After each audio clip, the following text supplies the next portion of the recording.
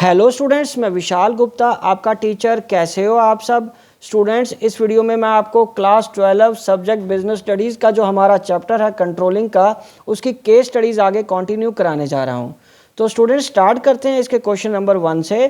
Question number 1 क्या कह रहा है कि Rajiv and Sanjeev are managers in the same organisation heading different units.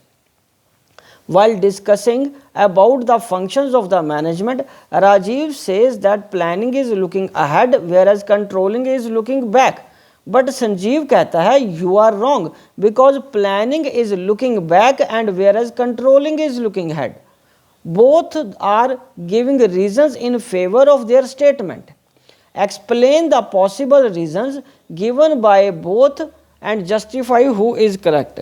सबसे पहले हम बात करेंगे कि बोथ आर करेक्ट. तो आंसर में आपको पता है कि प्लानिंग और कंट्रोलिंग जो होता है वो एक दूसरे के साथ ही चलते हैं. हाँ, दोनों के व्यू पॉइंट अलग अलग हैं पर वो दोनों जस्टिफाइड पॉइंट्स हैं. Both Rajiv and Sanjeev are correct in their statement as explained below. पहला है, अब उसके बाद उसने बोला explain the possible reason.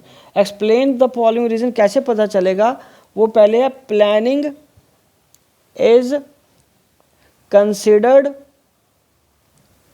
As a forward looking function by Rajiv as plans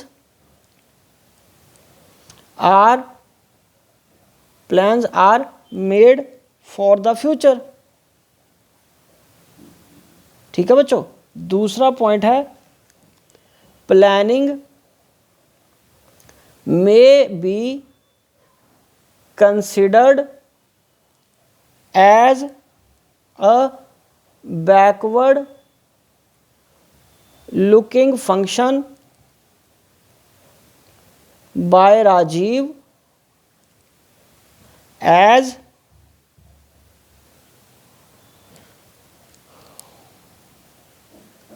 by Sanjeev. Sorry, ये संजीव ने बोला था ना. Sanjeev because the quality of planning can be improved with the help of information or results from the past. ठीक है ना. Past performance के basis पे ही हम आगे प्लान्स बना सकते हैं ना, इसलिए. और उसके बाद अगला पॉइंट है तीसरा, controlling is considered as a backward looking function by Rajiv as it is like the postmortem of past activities. कि जो हो गया उसी को ही तो अब देख रहे हैं ना. अब उसका तो कुछ किया ही नहीं जा सकता जो हो रहा है या हो चुका है मतलब. उसके बाद controlling is also considered as forward looking function by Sanjeev as it helps to improve the future performance by providing guidance for taking corrective actions so that deviations don't reoccur in future। ठीक है बच्चों, तो ये इसका answer है, simple सा answer है इसका। ठीक है, वो आपको पूरी वो डिस्कशन लिखनी है इसमें कि planning is both forward and backward looking and controlling is also backward and forward looking, वो आंसर को आपने लिखना है। ठीक है बच्चों, चलो अब हम सेकंड क्वेश्चन डिस्कस करते हैं बच्चों। सेकंड क्वेश्चन में वो क्या कह रहा है, Kapil and company is a large manufacturing unit, recently the company had conducted time and motion studies and concluded that on an average the worker could produce 300 units per day. However, it has been noticed that the average daily production per worker is in the range of 200 से 225 unit. ठीक है जी, company की जो conductor time और motion study किया है उसमें पता चला है कि एवरेज डेली प्रोडक्शन कितनी है, 200 से 225 unit. Name the function of the management and identify the steps in the process of the function which helped in finding out that the actual production of worker is less than the set target। कि वो set target से कम है तो वो कौन से function से पता चलता है, और उसके प्रोसेस लिख के देने, स्टेप्स लिख के देने प्रोसेस के। 300 यूनिट वो प्रोड्यूस कर सकता है ना, एक्चुअल टारगेट ये और प्रोड्यूस वो इतना कर रहे हैं, तो नेचुरली ये कंट्रोलिंग फंक्शन ही आएगा।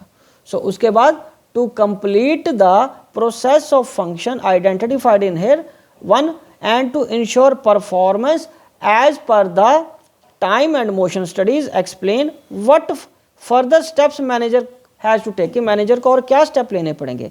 तो पहले मैं आंसर में लिख रहा हूं ए पार्ट का, पहले लिखें कंट्रोलिंग इज द फंक्शन, और उसके आएगा द प्रोसेस ऑफ कंट्रोलिंग, लिखो यहाँ पे प्रोसेस ऑफ कंट्रोलिंग।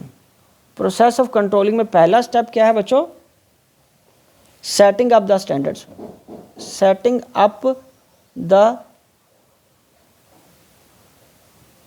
स्टैंडर्ड्स। दूसरा क्या है, मेजरमेंट ऑफ एक्चुअल परफॉर्मेंस, और तीसरा क्या है, comparing actual performance, comparing actual performance with standard.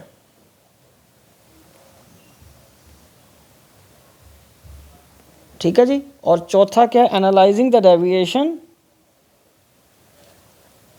Analysing the deviation, और पांचवा है taking corrective measures, taking corrective measures. ये तो बच्चों आ गया पहले का, अब भी है उसको इंश्योर करने के लिए कि परफॉर्मेंस ठीक हो जाए, क्या फर्दर स्टेप्स मैनेजर ले सकता है। तो ये वाले दो स्टेप्स ये मैनेजर को लेने हैं। यहाँ तक तो आपका एक आंसर आएगा, ठीक है, कंट्रोलिंग के पहले 3 स्टेप्स का, और ये बी पार्ट का आंसर है आपका बच्चों, ये बी पार्ट। अब इसकी एक्सप्लेनेशन क्वेश्चन के हिसाब से होगी, जितने मार्क्स का क्वेश्चन है उतना उतना आपको लिखना पड़ेगा, क्योंकि बार बार वही चीज़ें आई जाएंगी। आपको क्रक्स में क्या समझना है, क्वेश्चन समझना है, क्वेश्चन क्या कह रहा है। क्वेश्चन आपने देख रहे हैं, यही ट्रिक, यही लॉजिक और टेक्निक आपको यूज़ करनी है कि अगर आपको केस स्टडी अच्छे से समझ आ जाए तो उसके बाद तो इसका आंसर लिखना बिल्कुल भी मुश्किल नहीं है। ठीक है बच्चों, तो इसी के साथ ये दोनों क्वेश्चन तो कंप्लीट होते ही हैं, और साथ में ये वीडियो भी मैं कंक्लूड करता हूँ।